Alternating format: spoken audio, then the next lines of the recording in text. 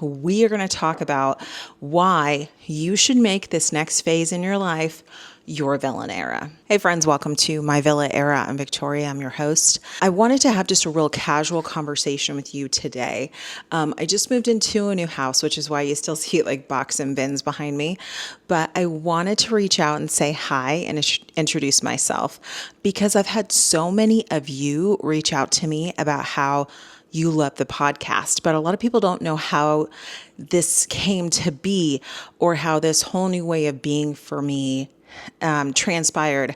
And if my story can inspire you at all, then I would love that.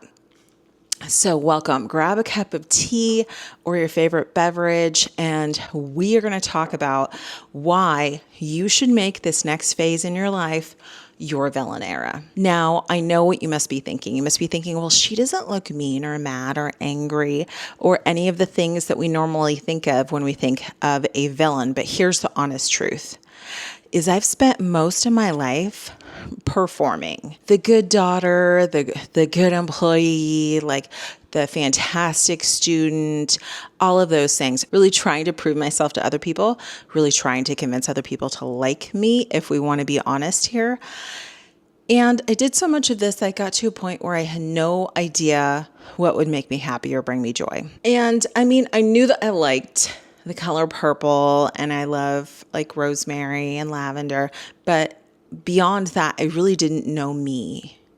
And I didn't know what I would do with a free day with just me. Anyway, I got to the point where I was tired.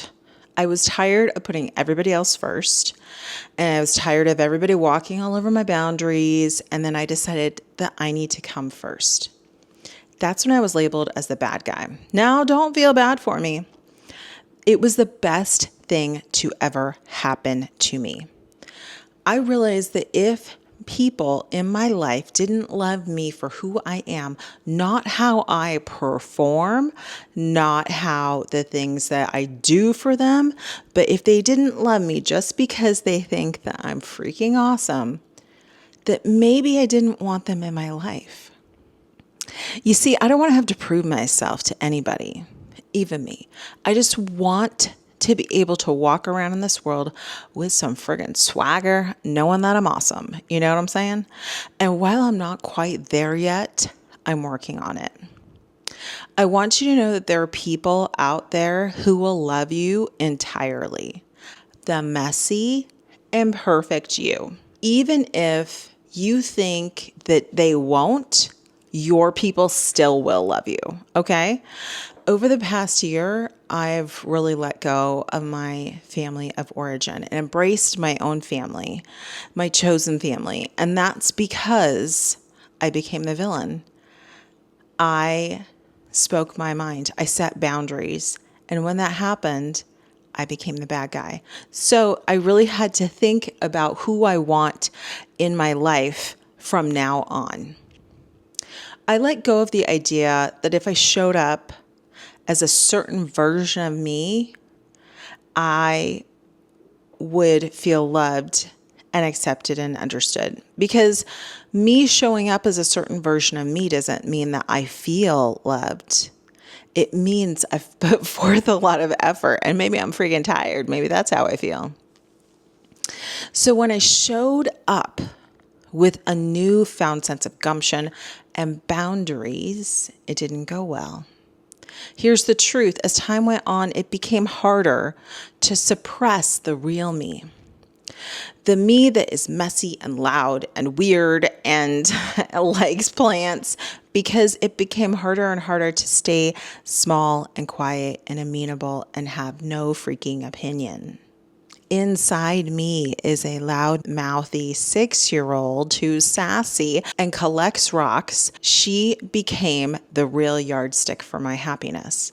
What happened to that wild version of me? Driving home through the desert on a trip where everything fell apart, God told me it was time to stop hiding and stop holding everything together.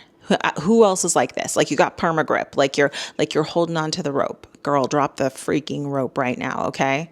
So God told me it was time to stop holding it all together. He told me to just let it go And when I did, I experienced such intense grief for not only the current relationship, but grief because it could never be what I wanted it to be.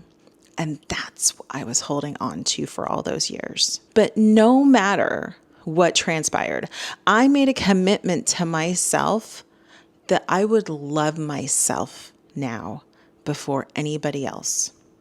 And just doing that small thing might make you the villain too. Because if you love yourself, you're putting yourself first. You're saying no to the things that don't light you up. You're saying no when people try to walk all over your boundaries. So how do you start living for your own happiness and joy when you've been living for love and acceptance for so long? When you've been accepting scraps instead of getting a whole piece of cake? How do you start living for your own happiness and joy? The first thing that I want you to do is stop trying to prove yourself to anybody.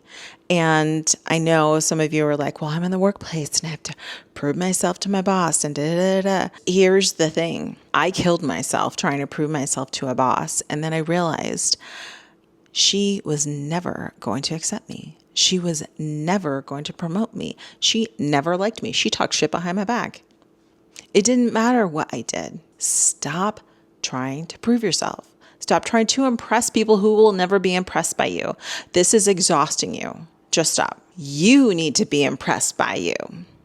And that's different for everybody. My new deal is I'm slowly building a wardrobe that I think is kick-ass. Things I think are interesting and rich colors and things that I may not have worn a year ago because, oh, a t-shirt's fine. Now I want you to be impressed by you.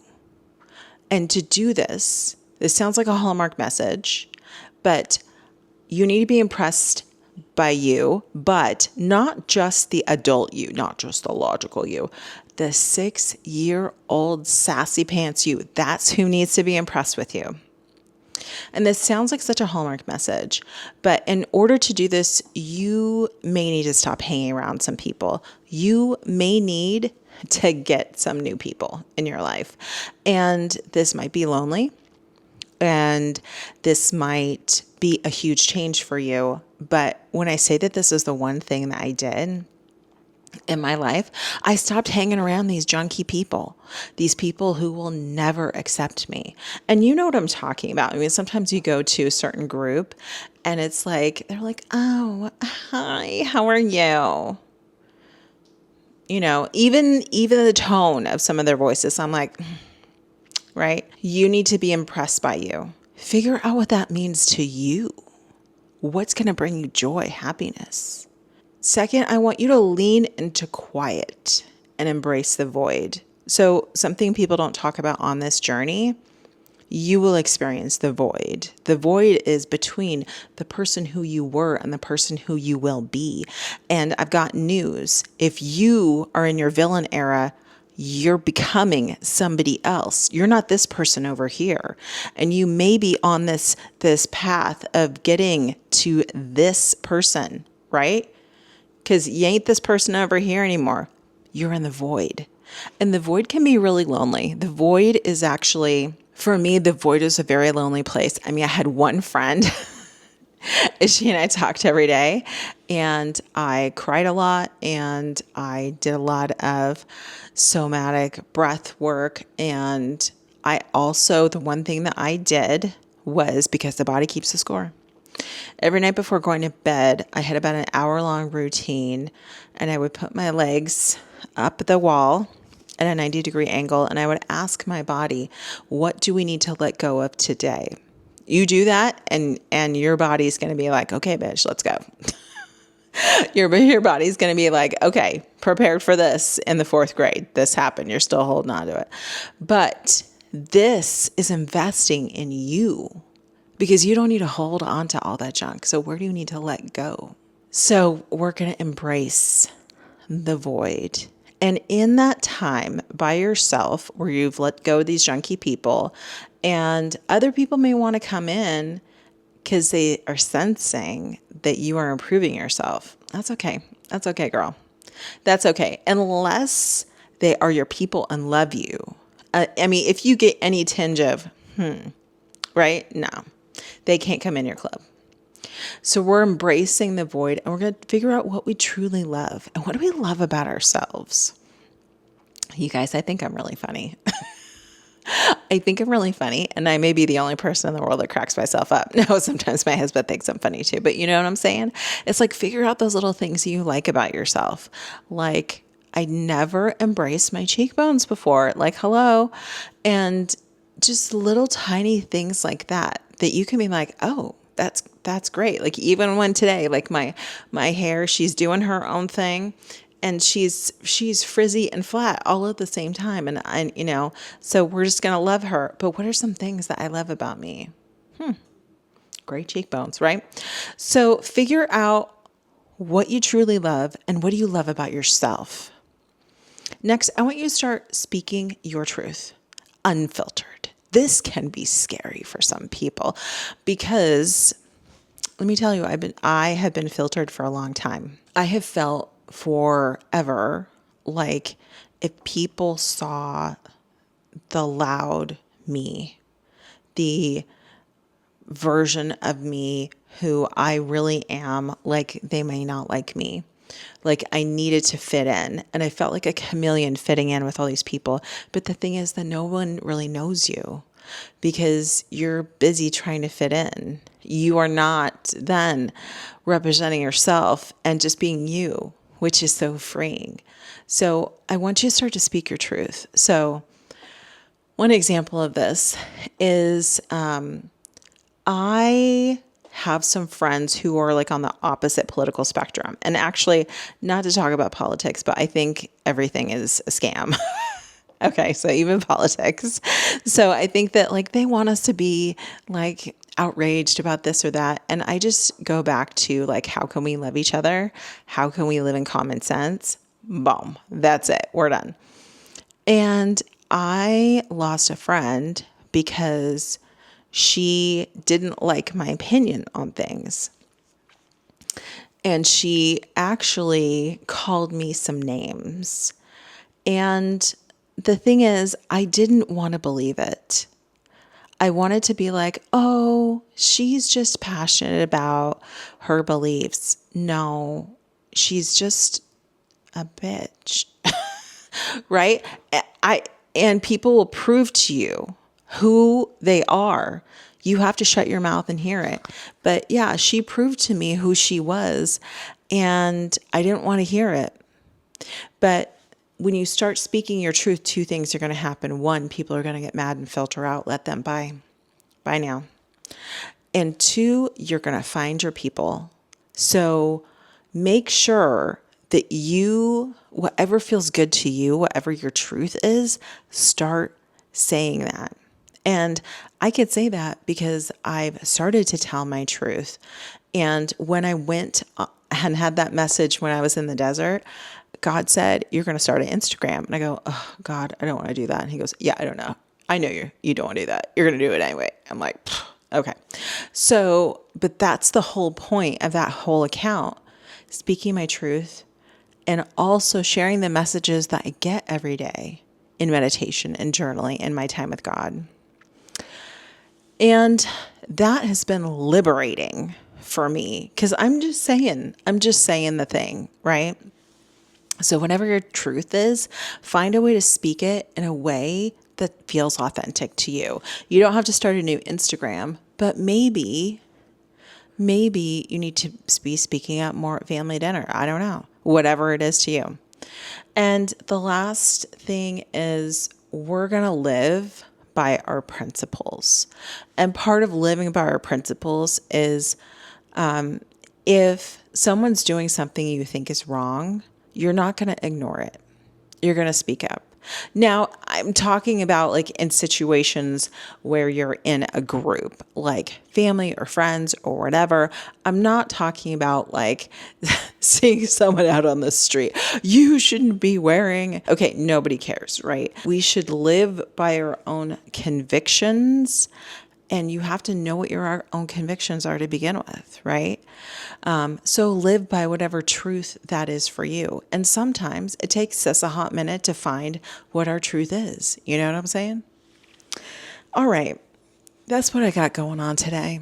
I wanted to share this with you because I've talked to some people who know me out in the wild, and they're like, wow, what's going on with you?